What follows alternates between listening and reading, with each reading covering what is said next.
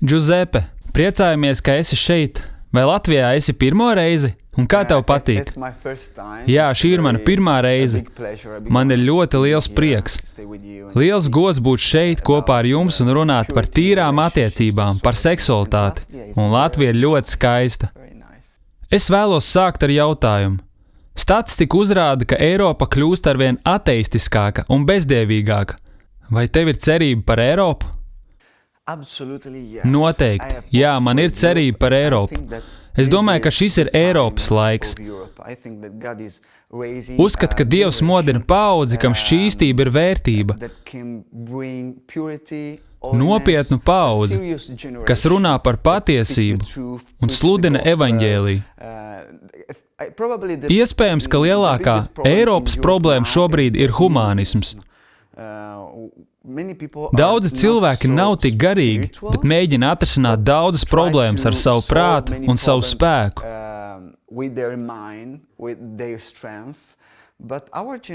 Mūsu paudze, Gen Z paudze, meklē garīgumu.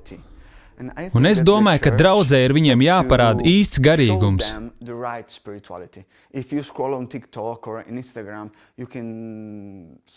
TikTokā vai Instagramā jūs varat redzēt daudz profilu ar raganām un dažādiem garīgumu meklētājiem.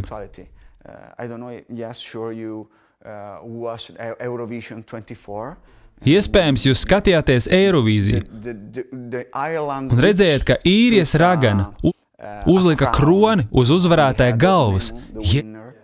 Jēzus kroni. Tas ir vēstījums, tas ir signāls.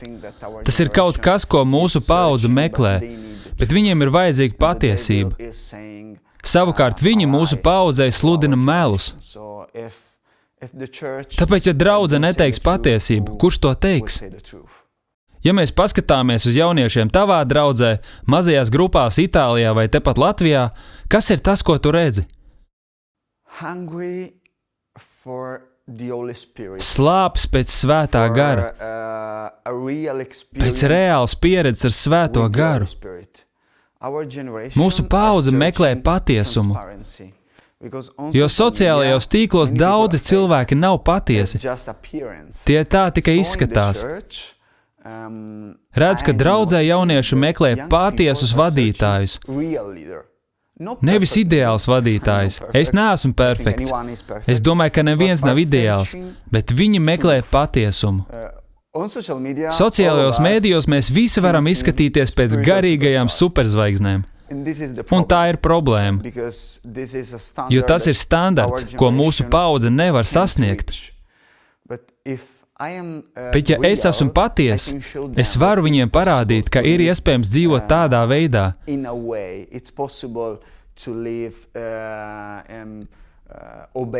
Ir iespējams dzīvot un paklausīt Dievam, un dzīvot šķīstu dzīvi, iesakņoties lokālajā draudzē. Mums ar savu dzīvi viņiem ir jāparāda, ka tas ir iespējams. Droši vien mums tiešsaistē ir pārāk daudz influenceru.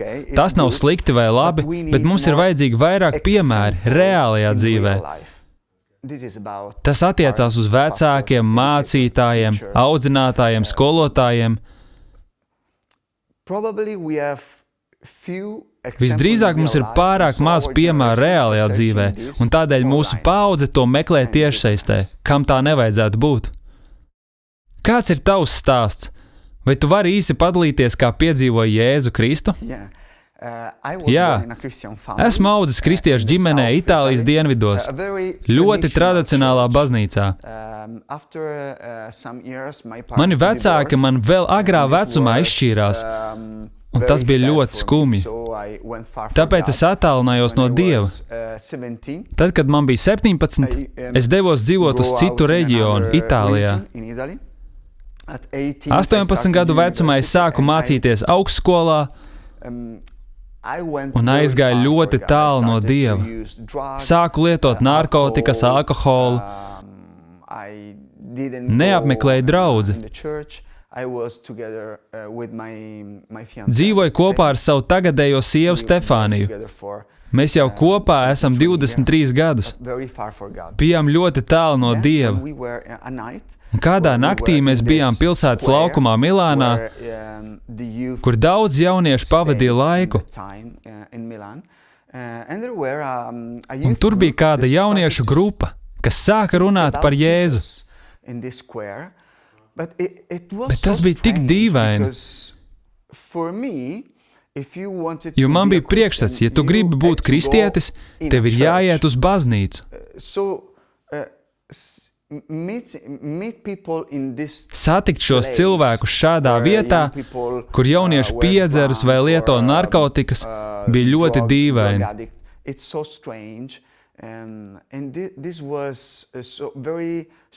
Un tas mani ļoti stipri iespaidoja, un tāpēc es nolēmu doties uz baznīcu.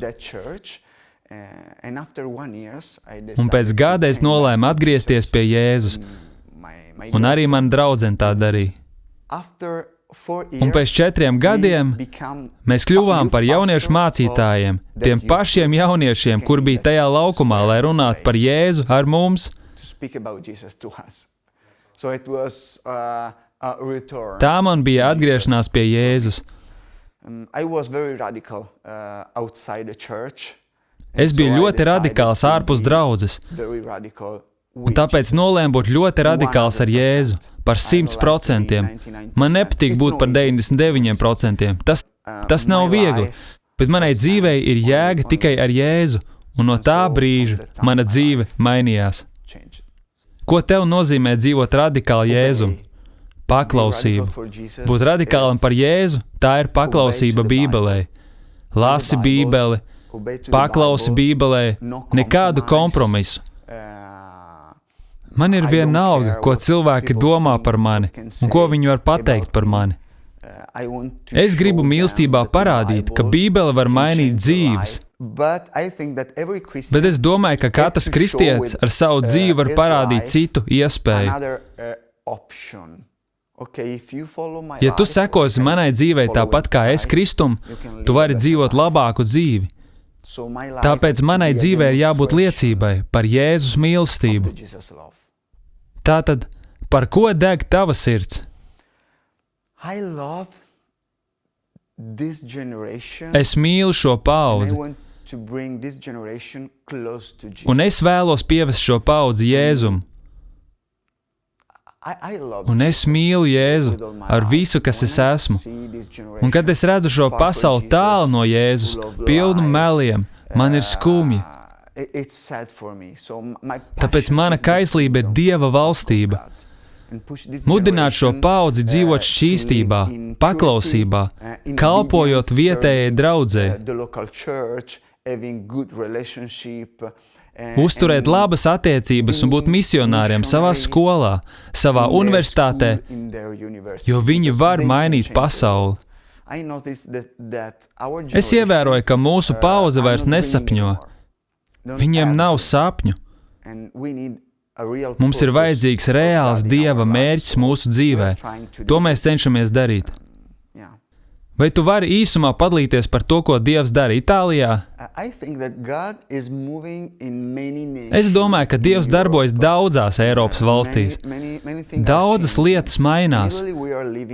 Itālijā mēs piedzīvojam ko jaunu. Mēs to vēl nevaram nosaukt par atmodu, bet atmoda sāk notikt. Tas ir kā mazas uguns liesmas daudzos reģionos. Daudzas draudzes aug, un ne tikai kvantitātē, bet arī kvalitātē, un attiecībās ar Dievu. Pareizais vārds ir tuvība, un mēs piedzīvojam vairāk vienotības nekā iepriekš, jo Itālijā vienotība nenāk viegli. Bet šajā laikā jaunā paudze piedzīvo lielāku vienotību. Esmu ļoti priecīgs to redzēt. Mēs kalpojam kā jauniešu mācītāji vairāk nekā 15 gadus, un šajos gados daudzas lietas ir mainījušās. Ļoti daudz, kas ir mainījies. Vai vari īsumā pastāstīt par studentu atmodu, IMREV projektu un pārējām lietām? Jā, mēs sākām šo studentu kustību ar nosaukumu IMREV, jeb Es esmu revolūcija, jo mēs domājam, ka katram no mums jābūt revolucionāram, tajās vietās, kur Dievs mūs ir ielicis. Mēs sākām studentu kustību, rīkojot konferences skolās un universitātēs. Un bieži mēs runājām par Jēzu, vienkārši daloties ar saviem dzīves stāstiem. Tāpēc pēc pāris gadiem daudzas skolas vairs neļauj mums runāt par Jēzu. Tāpēc mums bija jāizveido I Am Rev.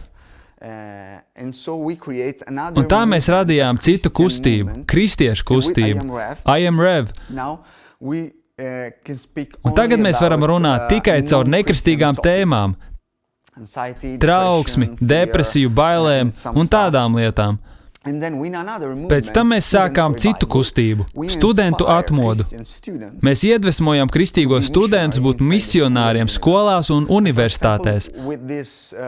Ar šo studentu kustību mums atļauj pildīt kādu misiju skolās un universitātēs. Piemēram, pirms dažiem gadiem mēs apdrukājām 1500 toaletes papīru ruļļus. Un mēs uzdrukājām uz šī toaletes papīra vārdus: neizmet savu dzīvi toaletē, skaties video mūsu Facebook lapā. Un mēs devām bez maksas šos toaletes papīra ruļļus visiem studentiem, kas bija gatavi šai misijai.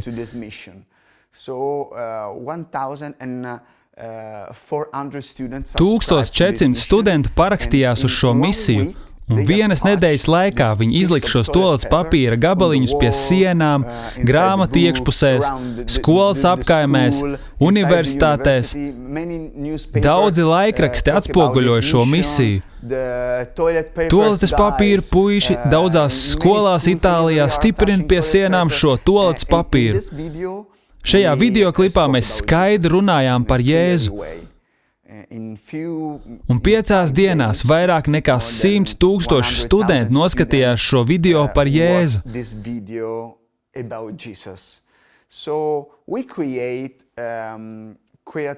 Tā mēs izveidojām šo radošo stratēģiju jauniešiem, lai viņi varētu runāt par Jēzu radošā veidā, jo daudzas reizes viņi kautrējās. Bet šis ir citādāk. Kā es varu runāt par Jēzu? Es vēlos tev kaut ko pastāstīt, ņemot palīgā toaletes papīra gabalu. Un es jūtos kā varonis, vienkārši izlipinot toaletes papīra rullīšus. Tā nu mēs radījām šādu stratēģiju jauniešiem un vēl citas pieejas. Jūs kalpot kā jauniešu mācītāji daudzus gadus, veicinot dažādas jauniešu kustības. Kādas ir galvenās problēmas, ar kurām jaunieši saskars mūsdienās?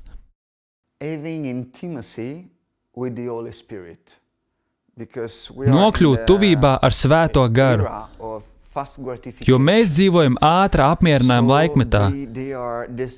Viņiem ir grūtības apstāties, gaidīt, lasīt Bībeli, palikt noturīgiem, ticēt, jo viņi vēlas visu tagad, šajā brīdī. Jūs zināt, mums ir jāveido savas attiecības, un tam vajag laiku. Un laikā, kad viss notiek ļoti ātri, laikā, kurā mums ir storija, kas 24 stundu laikā pazūd, tas nav viegli atvest jauniešus tuvības vietā, jo dažreiz tuvība var būt garlaicīga. Tāpēc mēs cenšamies viņus mācīt, gaidīt, uzticēties. Ne ātru apmierinājumu, bet palikt šajā procesā un zināt, ka interesants ir pats notikums. Vai tu vari padalīties ar kādiem principiem, kas būtu noderīgi mūsdienu jauniešu līderiem? Zinot šīs problēmas un izaicinājumus, kādi ir galvenie principi, kas viņiem būtu jāapzinās, kalpojot jauniešiem? Pirmais ieteikums, vismaz manā pieredzē, ir nepadoties, jo tu vēlies to darīt, iespējams katru nedēļu, īpaši pirmdienās, bet nekad nepadodies. Turpini kalpot šai paaudzei.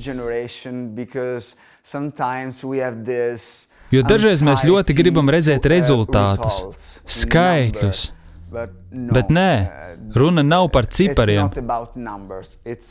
Tas ir par būšanu uzticīgiem. Tāpēc nekad nepadodies un nesalīdzini sevi ar citiem vadītājiem, citām tautām vai kultūru, jo runa nav par skaitļiem. Tas ir par to, ka tu stāvi stipri. Otrais padoms, tas ir kaut kas, pie kā es strādāju katru dienu. Būt patiesam. Tas, ko es saku, jābūt tam, ko es daru. Jo jaunieši redz visu, un viņi zina, ja tu ko saki, bet tu pats nezini, vai tā tas ir. Tu viņiem saki, tev tas ir jādara, bet nē, darīsim to kopā. Tā ir līderība. Patiesums ir ļoti svarīgs šodien. Un vēl esiet atvērti. Godīgi, jo sociālajos mēdījos mēs esam supervaroņi. Mēs parādām tikai savus labākos brīžus, kad visapkārt daudz cilvēku, kad esam aizdegušies, mūsu uzrunas spilgtākos mirkļus. Bet es domāju, ka mums ir jābūt ievainojumiem. Mums ir jābūt atvērtiem jauniešu priekšā, mūsu draudzē, ģimenē. Es esmu cilvēks. Es neesmu perfekts, jo esmu cilvēciska būtne. Tas ir svētais gars, kas man dod spēku. Tas ir svētais gars, kas rada izmaiņas manā dzīvē. Tas nav mans talants. Tas neesmu es. Man tik labi izdodas sludināt. Nē, runa nav par šo. Tas ir par viņu. Bet šajā laikā risks ir iekrist tajā, ka es esmu tik lielisks. Es spēju to izdarīt. Nē. Un tāpēc mums ir jāparāda mūsu ievainojamība. Kāda ir tava nostāja pret LGBT kopienu? Un kāds ir labākais veids vai prakse, kā mēs varam viņus aizsniegt savā pilsētā? Es domāju, ka mums ir jāizmanto patiesība un mīlestība. Vispirms mums ir jāsagatavo mūsu jaunieši, jo domāju, ka draudze nav sagatavota runāt ar viņiem pareizā veidā.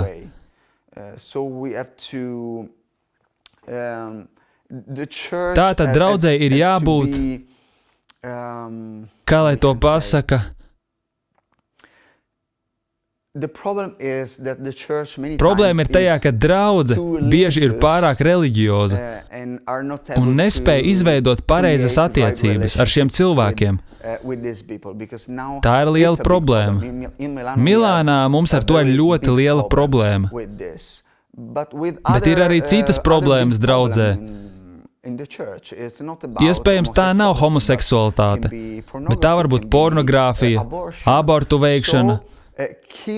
Tāpēc es turpinu koncentrēties uz attiecībām, nevis uz grēku, jo visiem nepieciešams Jēzus. Nav svarīgi, vai esi gejs, lesbiete vai kas cits, bet mums ir jārunā patiesība caur mīlestību.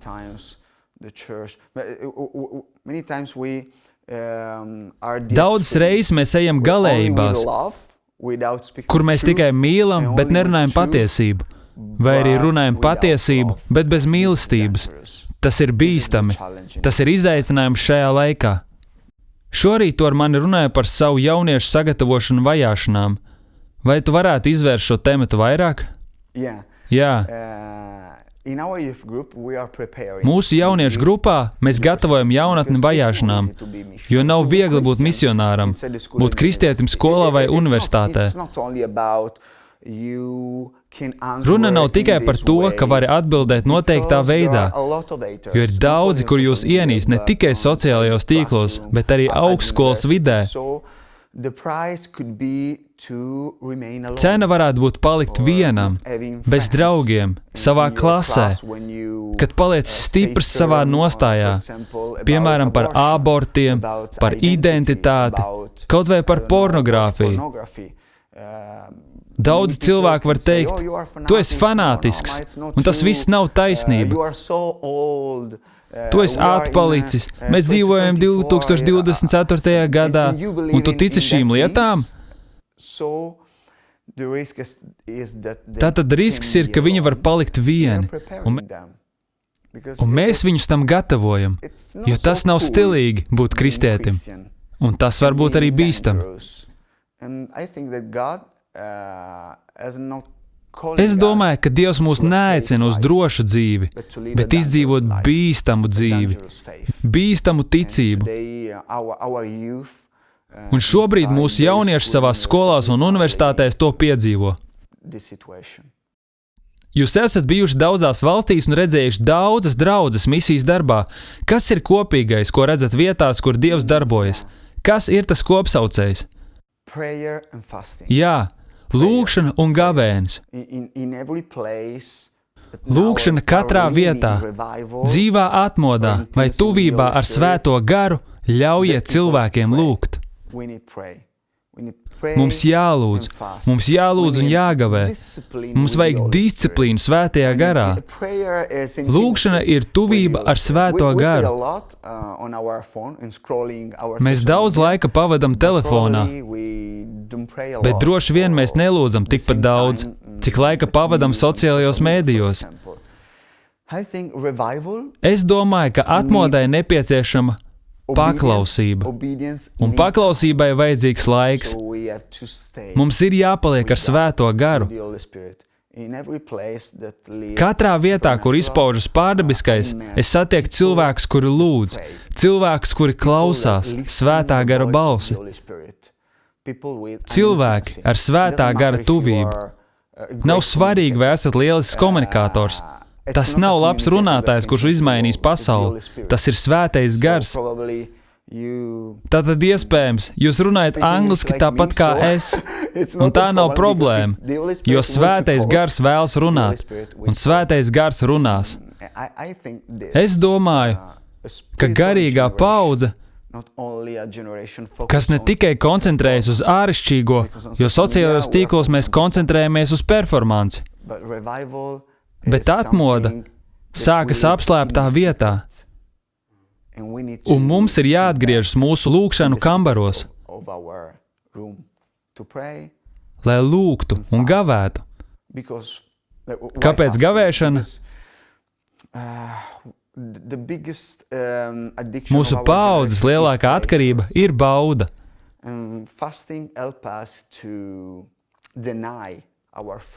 Un gavēšana mums palīdz aizliegt savu miesu un iemācīties ieklausīties arī mūsu garā. Šo video skatīsies arī kādi pieredzējušāki cilvēki, kam ir cīņa ar savu seksualitāti vai identitāti, kādi jaunāki cilvēki, kur cīnās ar atkarību no pornogrāfijas, tāpēc pastāsti, ar ko tu viņiem kalpotu tieši šobrīd. Tev ir iespēja mainīt viņu dzīvi. Jā. Es domāju, ka runa nav par darbību. Tas ir par attiecībām. Nostipriniet savas attiecības ar Dievu un nekad nepadodieties. Ja tu cīnies, tas nozīmē, ka tu esi dzīvs. Un tāpēc šī ir prieka vēsts. Kad tu pārtrauc cīnīties, tā kļūst par problēmu. Tāpēc nebeidz cīnīties un meklē savu identitāti Jēzū. Un kad es runāju par identitāti, tas ir par vērtību. Jēzus var dot tev vērtību. Šodien tas nav viegli, bet tas ir par attiecībām ar viņu. Jēzus pārveidoja manu dzīvi. Tas ir izaicinājums, tas ir karš, tās nav brīvdienas, bet tas ir iespējams. Tas nav viegli, bet tas ir iespējams. Tikai, kad mēs to darām garā. Nemēģiniet to darīt vienatnē, bet lūdziet palīdzību. Daudz jaunu cilvēku nespēja palūgt palīdzību. Grib darīt visu vienatnē. Vēlns mēģina izolēt mūsu paudzi. Ja es varu dot tikai vienu padomu, lūdziet palīdzību savam mācītājam, savam vadītājam. Nedariet to vienatnē, jo jums ir nepieciešama palīdzība no savu mācītāju no Svētā gara. Paldies, mācītāji Giuseppe, ka ieradies Latvijā, un paldies par interviju.